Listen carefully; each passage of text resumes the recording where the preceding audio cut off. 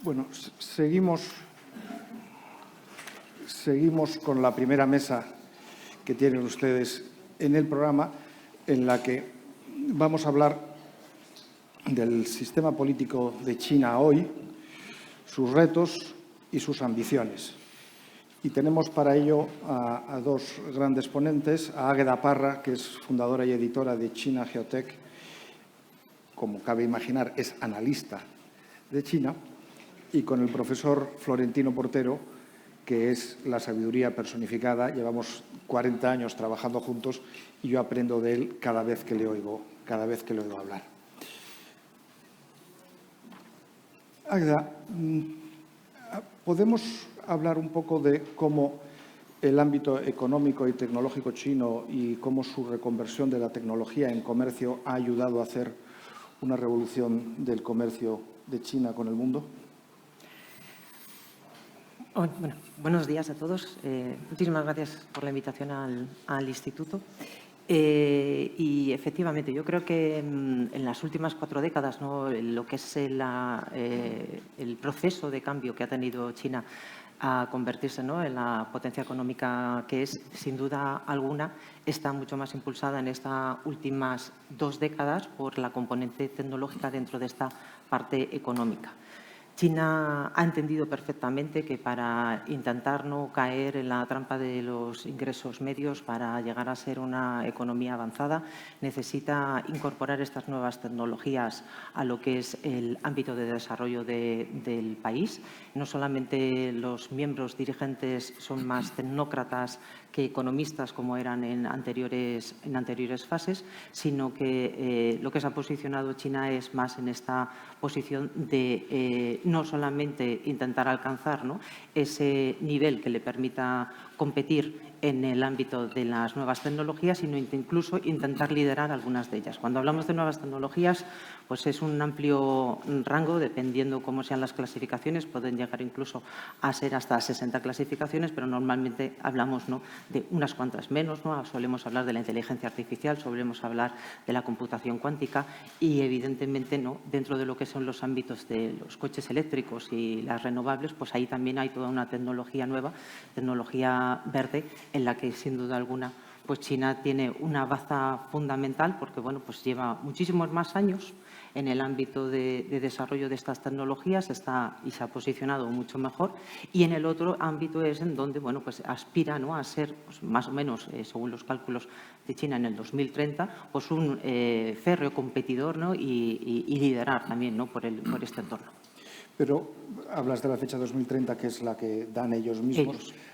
¿Hasta qué punto están acertando últimamente con sus predicciones, tanto económicas como de fechas? El crecimiento en este momento es inferior a lo que ha sido en los últimos lustros, no sé si décadas. ¿Eso se puede mantener, lo de 2030? Los pronósticos que suelen hacer en el Gobierno, en los planes quinquenales, pues desde 1953 no han errado en ninguno. Por lo tanto, podríamos tener casi, ¿no?, la certeza que si no han de alcanzarse, estarán muy cerca de estar alcanzados según, ¿no?, los parámetros que ellos establecen. En el ámbito del desarrollo económico también hay que tener en cuenta que China viene de tener una posición muy baja, por lo tanto los crecimientos de doble dígito eran necesarios para impulsar ese desarrollo económico.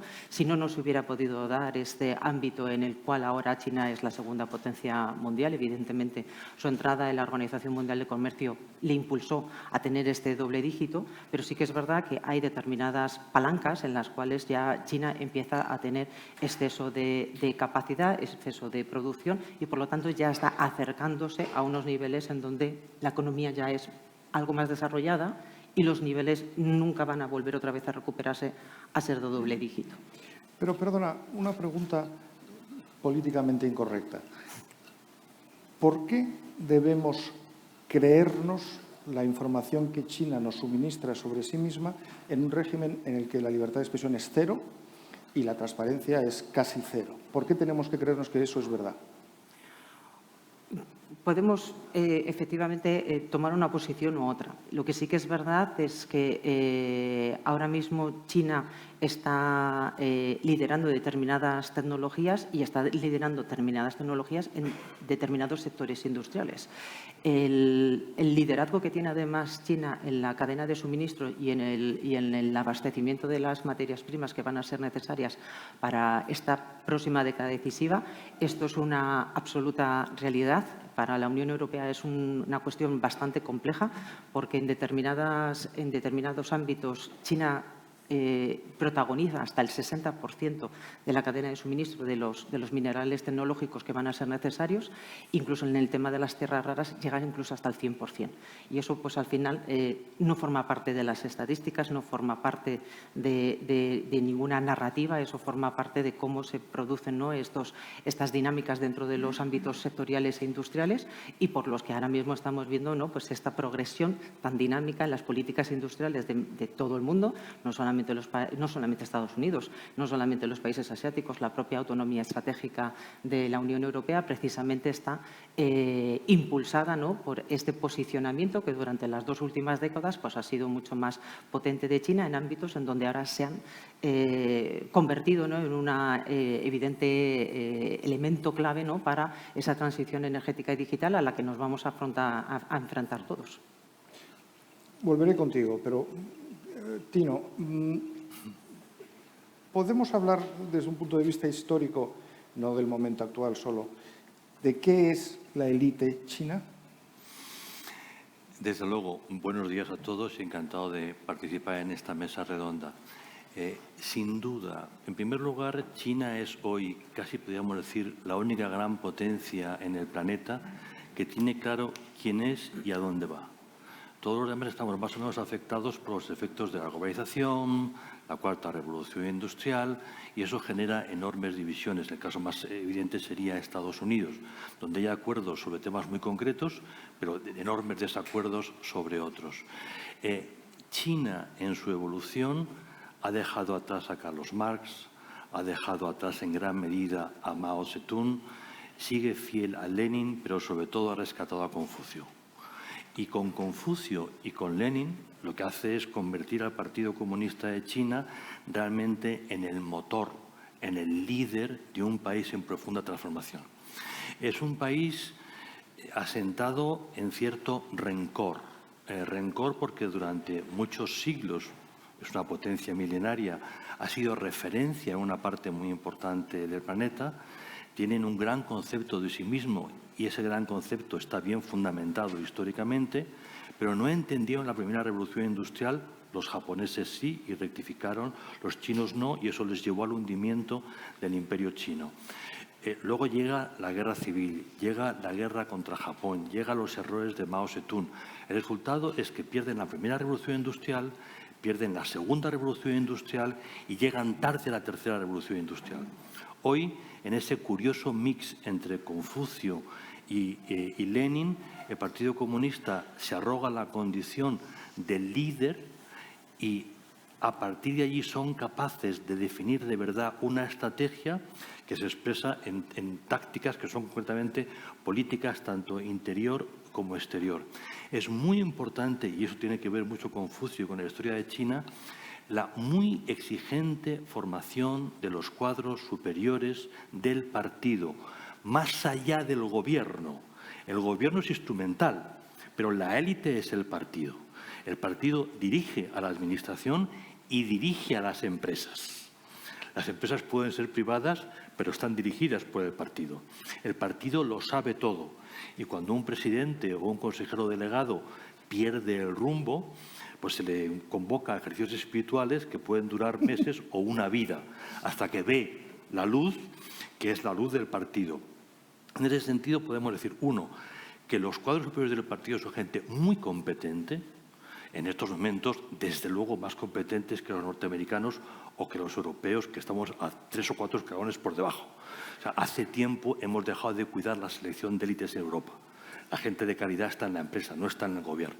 Me da igual que hablemos de Alemania, que del Reino Unido, que de Francia. El esperpento de estos gobernantes haciendo tonterías una tras otra, digamos, contrasta con la seriedad de los cuadros superiores del Partido Comunista Chino, que son mucho más serios. Lamentablemente para nosotros, sus intereses van en otra dirección. Lo que para nosotros es normal y que básicamente recogemos en la expresión orden liberal, para ellos es neocolonial y, por lo tanto, inaceptable. Y el choque de trenes está garantizado. Ellos no se plantean un orden, se plantean unos intereses nacionales en un mundo en caos, que es un problema del mundo, no es un problema de China. Hemos tardado, lo decía antes muy bien el presidente, cuando comparaba nuestra visión de China durante la Guerra Fría y durante el periodo post-Guerra Fría. Hubo un tiempo en que tendimos puentes para que se incorporasen a nuestro orden. Ellos aprovecharon el puente, lo cruzaron para destruir nuestro orden, porque no es el suyo. Hoy su élite es más potente que la nuestra. Nuestra ventaja es que una élite, por muy potente que sea, no es alternativa al mercado. Una élite, por muy potente que sea, no puede dirigir un país en plena revolución industrial. Está llegando el momento en que la élite se convierte en un problema para China. Y los chinos no son comunistas, los chinos son chinos. O sea, en un momento determinado, la propia sociedad china va a considerar que el partido no es el mejor instrumento para el formidable proceso de transformación que están dirigiendo. Ese es el gran tema que vamos a encontrar en las próximas décadas. O sea, que lo que estás diciendo es que el Partido Comunista es un instrumento de esta hora, pero que precisamente porque no son comunistas es compatible con un cierto capitalismo casi salvaje que hay en China en este momento. ¿Cuánto tiempo puede durar esa convivencia? O sea, con Deng Xiaoping se inicia un nuevo tiempo, desde luego el más inteligente tiempo de China en 2 siglos. O sea, si hay una de verdad personalidad de referencia es Deng Xiaoping. Esta noche pasada estaba leyendo un libro que todavía no se ha publicado de un amigo común en el que se hacía referencias a las conversaciones privadas entre Kissinger y Deng Xiaoping sobre Europa, y es fascinante la visión de Deng Xiaoping. En ese tiempo surge la economía más o menos libre china, gracias a la cual China da un salto gigantesco hacia adelante. El problema es cuando el Partido Comunista Chino, con buen criterio, se asusta de la independencia y libertad de sus empresas.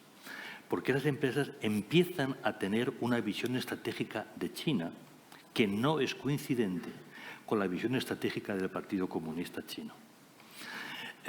Y ahora nos encontramos a un gran dirigente, Xi Jinping, que tiene miedo de la nueva China y que trata de ahormar la nueva China interviniendo en las empresas.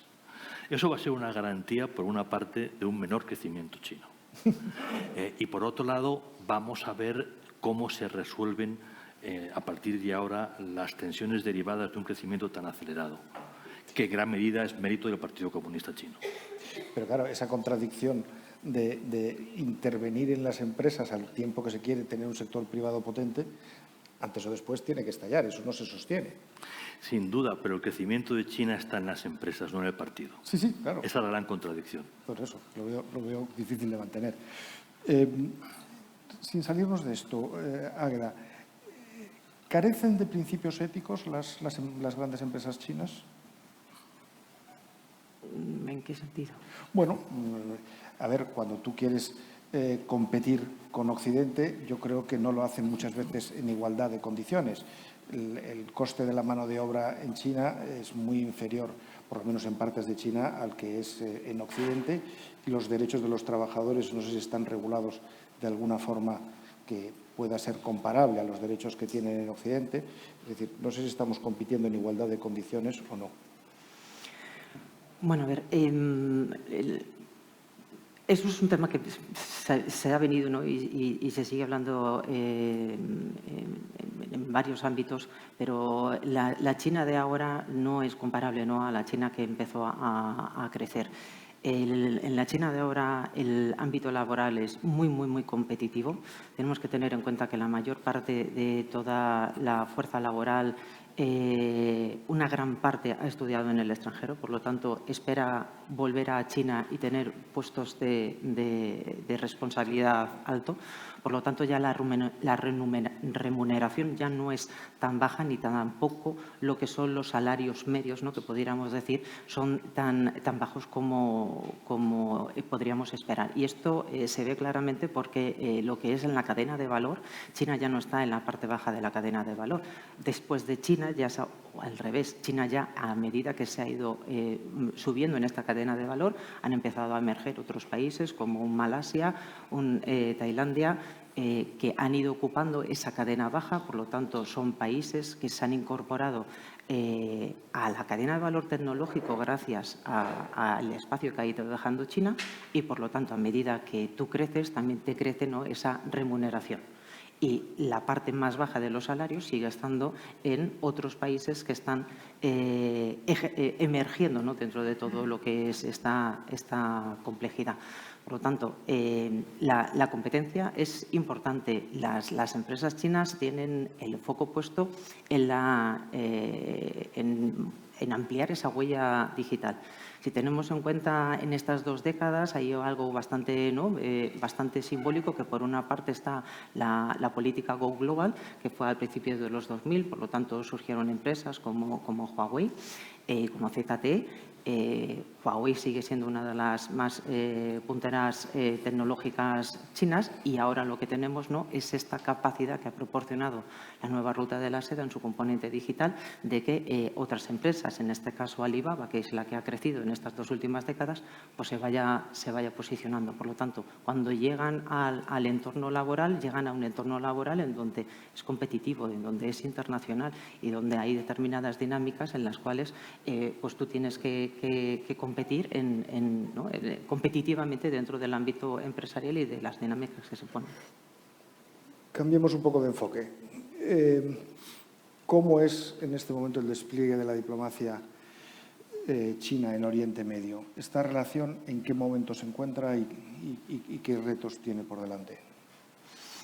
Bueno, yo creo que podríamos considerar que la presencia de China en Oriente Medio está creciendo, está formándose, está todavía inmadura, y lo que sí que tiene es un amplio recorrido si lo vemos con el resto de otras regiones en donde China se ha ido posicionando, no solamente en el ámbito regional, que es el suyo propio, el de Asia, Sudeste Asiático y el Indo-Pacífico, sino, bueno, como vemos cómo ha ido desarrollándose primero en África y de manera mucho más abierta y potente en la parte de Latinoamérica. Por lo tanto, ¿qué podríamos decir? Bueno, pues que China está intentando ocupar esa parte que ha dejado Estados Unidos en Oriente Medio. Por lo tanto, llega como una nueva baza diplomática en un entorno en donde todas las partes intentan mejorar su rendimiento económico. Unos porque dentro de lo que es la zona árabe, del mundo árabe, tanto Arabia Saudí como Emiratos Árabes Unidos están ascendiendo como potencias claves dentro de lo que es la región. Vemos que además no solamente en el comercio, en el ámbito incluso digital, sino también, ¿no?, en lo que es el conflicto en Oriente Medio, se están alzando como grandes interlocutores. Sino que también está esa componente por la cual también China pretende, ¿no?, hacer nuevos vínculos económicos, que al final estos terminan fomentando y ampliando esa red de despliegue de diplomacia que necesita China desplegar por este entorno. Tenemos que tener en cuenta que no solamente son las infraestructuras, no solamente es el apoyo para el desarrollo en las infraestructuras, es desarrollo en el ámbito digital, son acuerdos en vehículos eléctricos, son acuerdos incluso por la parte de grandes empresas como Aramco, que ya están invirtiendo en el ámbito de China. Por lo tanto, yo creo que hemos encontrado una década en la cual el cambio en Oriente Medio se ha ido acercando más hacia la componente de China y más alejándose de Estados Unidos. En 2017, China inaugura una presencia militar en la región con la base de Djibouti. En el 2021, Estados Unidos deja Afganistán y a partir de entonces pues bueno, se aceleran realmente lo que son todas las componentes económicas, pero que sin duda alguna están enlazadas con esta componente de refuerzo de lazos diplomáticos. En el 2022, marzo, bueno, pues China entra dentro de la última parte de las negociaciones entre la recuperación de lazos entre Irán y Arabia Saudita y ahora bueno, pues, lo que vemos ¿no? es que tanto Irán, Arabia Saudita, Emiratos Árabes Unidos, Egipto y Etiopía pues han sido 5 países que China invitó a incorporarse al ámbito de los BRICS y que sin duda alguna pues todos ellos tienen un papel no solamente importante a nivel regional sino en el ámbito internacional. Florentino,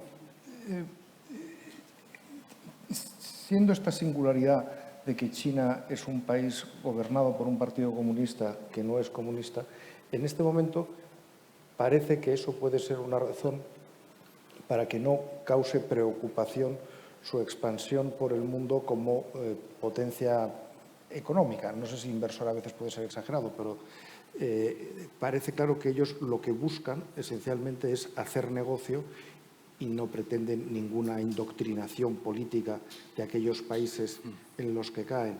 ¿Eso es igual en Oriente Medio? ¿Ahí su principal preocupación es conseguir suministros y hacer negocio o hay también algún interés en influencia política en la región? Aquí hay 2 planos. En primer lugar, China nunca ha estado particularmente preocupada por establecer un orden en el mundo o porque otros países sigan su visión. Precisamente porque se consideran superiores, ellos tienen que seguir su modelo y el resto del mundo allá cada cual como se las apañe.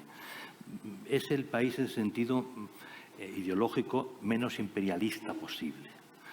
Lo que sí tienen muy claro es que tienen que ganar la revolución industrial y la revolución industrial implica un nuevo concepto de poder, que por cierto es el mismo en la lectura de los norteamericanos que de los chinos. Europa queda evidentemente aparte.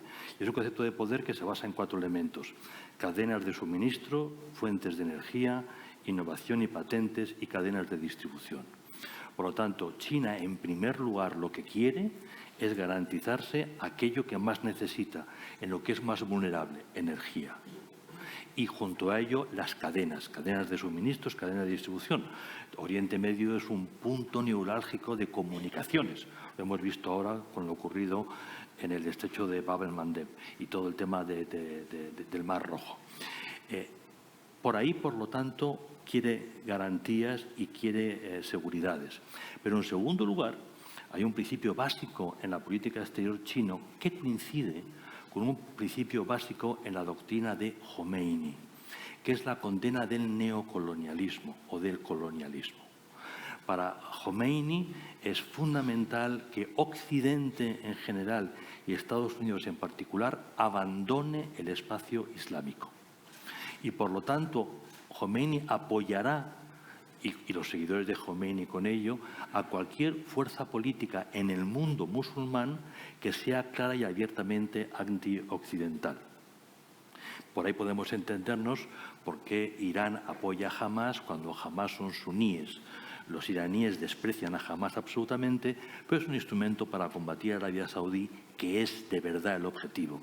Israel es instrumental, la cabeza a batir es evidentemente Arabia Saudí. China parte del resentimiento de cómo Occidente se comportó con el imperio chino. Y el comportamiento fue deleznable. Y por tanto los chinos tienen toda la razón del mundo para sentirse humillados por lo que ocurrió entonces, hace mucho tiempo. Desde entonces ellos mantienen una política anticolonial. ¿Por qué? Porque es útil para desmontar la influencia de su rival, Estados Unidos, y porque es útil para movilizar a compañeros de viaje. China ha intentado hacerse con el control del G20, no lo ha conseguido. Ahora está trabajando en el mundo de los BRICS y otros tipos de relación donde el componente anticolonial siempre es fundamental. Se ha comentado aquí, lo acaba de decir Águeda, la importancia de Malasia y con Malasia de otros elementos de ASEAN. Esos países, en el plano, digamos, frío del interés, tienen que ser profundamente prooccidentales. Pero en el plano del sentimiento son antioccidentales porque han sufrido el colonialismo occidental, con sus pros y sus contras que de todo hay. Y por ahí China tiene un instrumento muy útil para poder penetrar y defender sus intereses puramente materiales. En Oriente Medio, el discurso anticolonial y anti-europeo y antioccidental es muy importante y, sobre todo, es un elemento de crítica vulnerabilidad para los gobiernos árabes moderados. Me da igual que hablemos de Egipto, que de Jordania, que de Arabia Saudí o que de Emiratos. Las calles sintonizan con ese discurso, por mucho que sus gobiernos necesiten a Israel y necesiten a Occidente precisamente para evitar la influencia de Irán y en general de los islamistas. China maneja eso con cierta habilidad. Una pregunta que me gustaría haceros a los dos. ¿Por qué el chino medio, la mayoría de los chinos, tienen tan poco interés por reivindicar la libertad individual?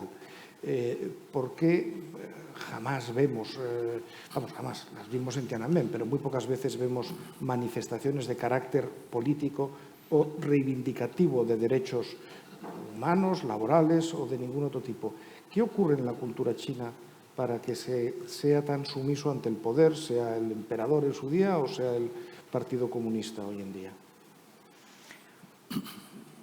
Principalmente lo que deberíamos intentar no es cambiar esa visión del mundo por las cuales nuestra visión occidental se replica en cualquier ámbito. Y en este ámbito especial, bueno, pues lo que es la historia de China lo que muestra es que dentro de lo que es la cultura china no hay una educación cultural política, sino que, bueno, pues ellos han tenido dos milenios de dinastías. En el 1911 acaba la última dinastía. Eso lo que lleva es a una guerra civil. La guerra civil termina en el 1950 con el reconocimiento del Partido Comunista Chino y desde este momento empieza pues el Partido Comunista Chino a gobernar como única fuerza política dentro de lo que es el país. Por lo tanto, lo que es la sociedad china no tiene esa cultura política que hayamos podido heredar otras sociedades porque ha estado presente dentro de nuestro esquema de crecimiento tanto económico como político como sociedad en sí mismo. Por lo tanto, es difícil esperar que una sociedad en donde nunca ha tenido que ejercer una voluntad, en donde nunca ha tenido que plantearse ninguna cuestión, porque han venido desde una situación en donde las grandes dinastías pues, son las que han permanecido durante 3, 4 y 5 siglos, al pasar a este entorno bastante más turbulento, en donde la guerra civil lo que genera es el final de todo este periodo y un inicio en donde solamente hay un partido, pues es complicado.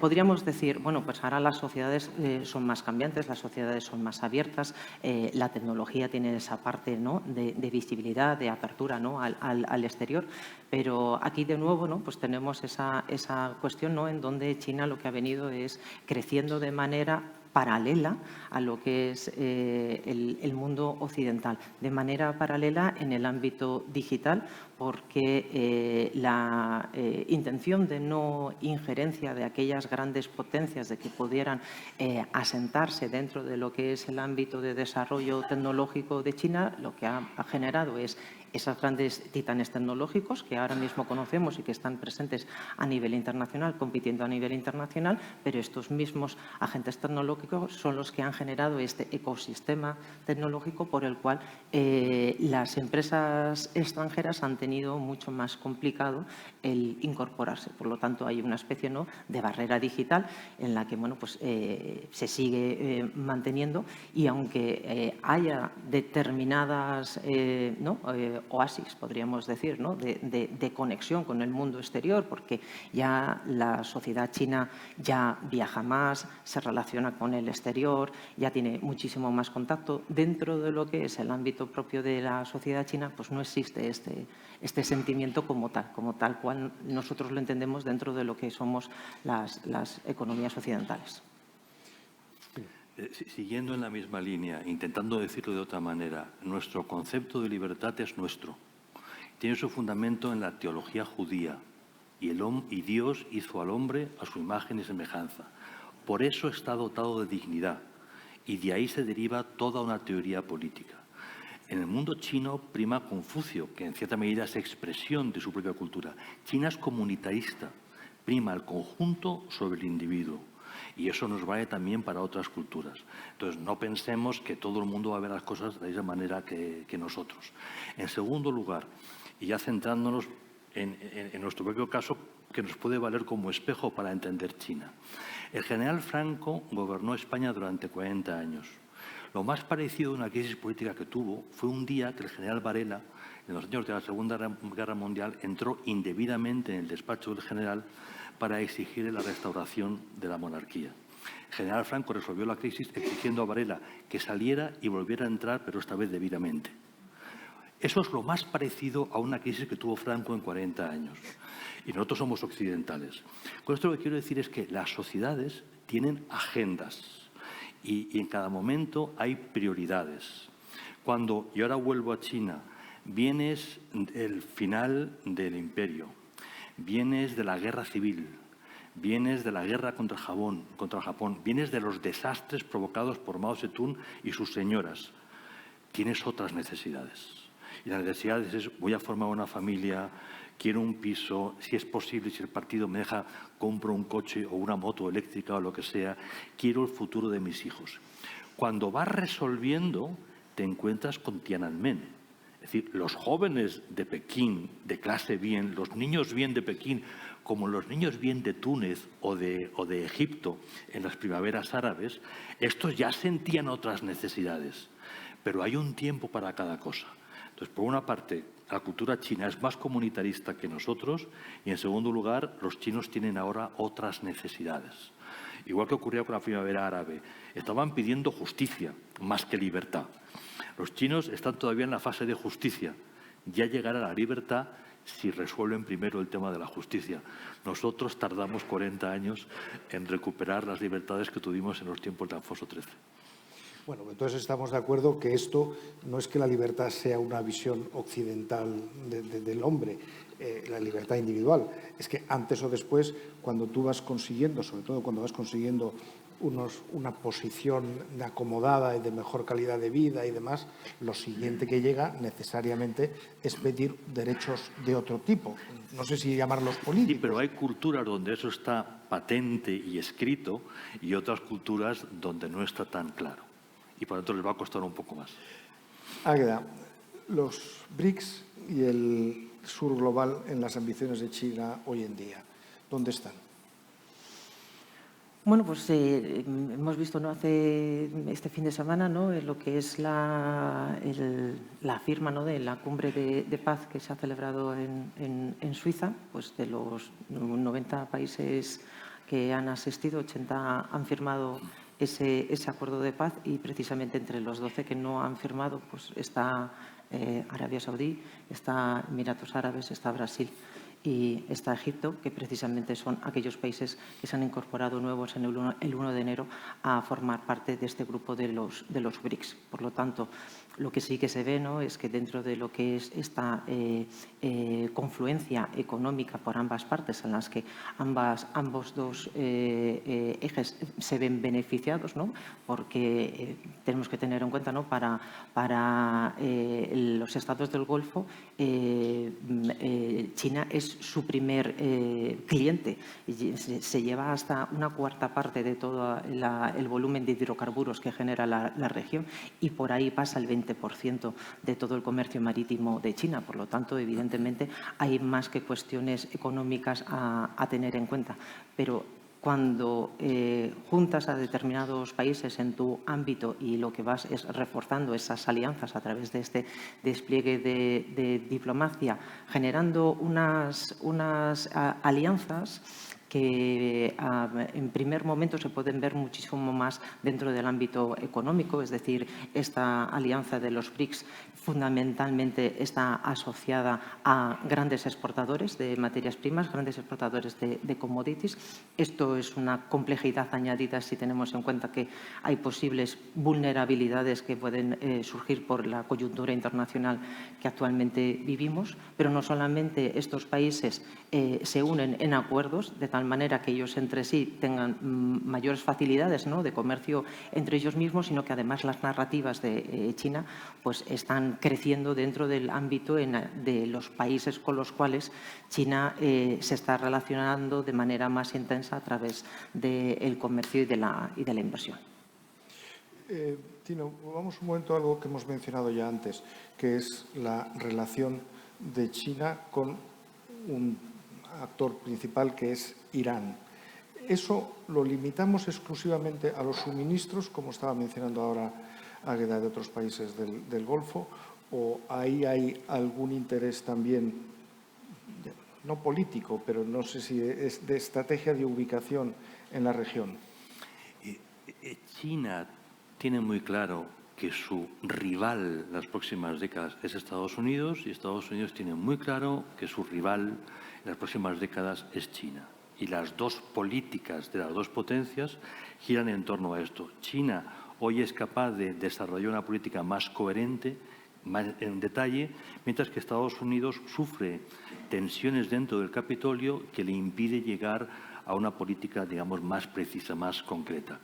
Desde que el presidente Barack Obama inicia un retraimiento en general, que también lo es de la región, China sencillamente aprovecha para introducirse en la región, llena un vacío. El objetivo último de ese vacío es desplazar a Occidente, que todo ese entorno de Oriente Medio deje de buscar refugio en Estados Unidos y Europa y lo busque directamente en China.